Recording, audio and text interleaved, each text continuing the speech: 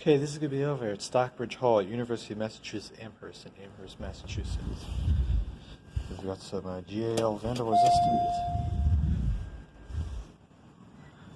I think that might be a Schindler lantern. Let me know in the comments if you know.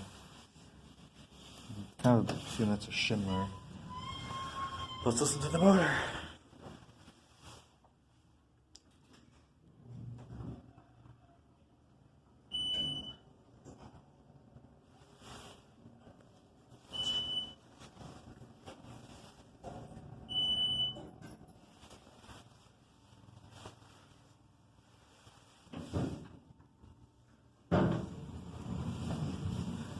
Okay, there it is. Go back down to 2.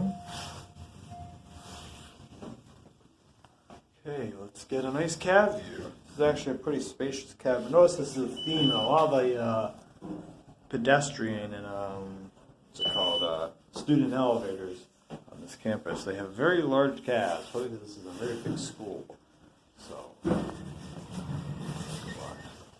Alright guys, that'll be all short for this one. Make sure to like, comment, and subscribe. See you guys next time.